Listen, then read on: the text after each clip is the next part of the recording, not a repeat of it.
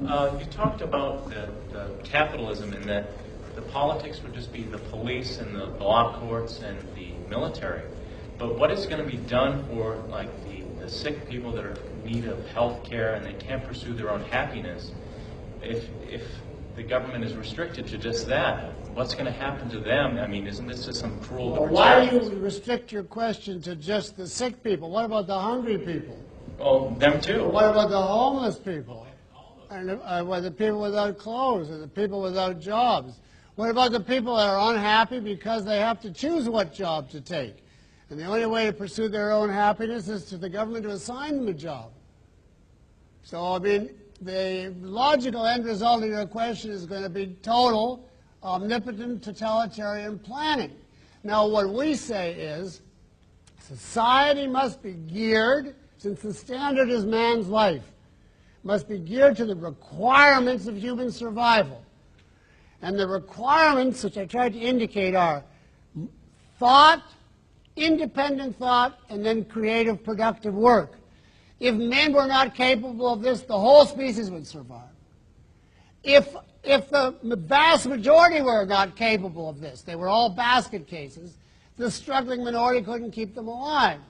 So what you have to say is this: there is a minority who might be sick or malformed or run over by a truck or whatever and literally be unable to survive on their own.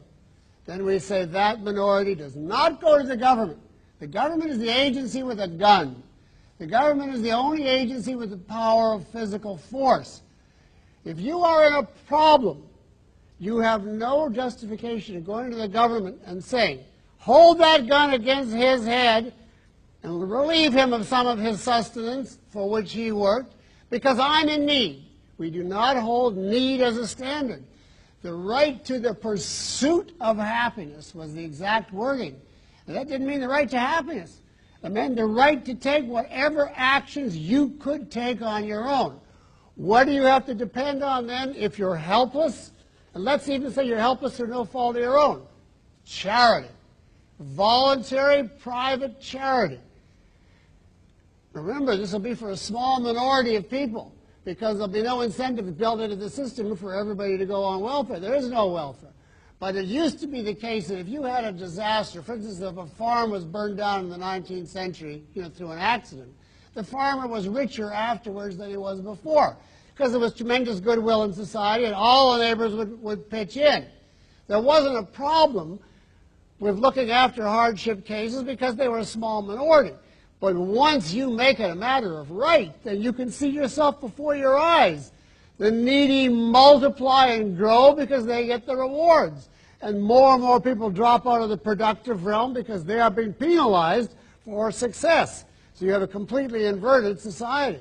Now you say to me, what if absolutely no one would help Miss X? If literally no one will, who is going to be the one that will go to the government and hold a gun on them and force them to do it?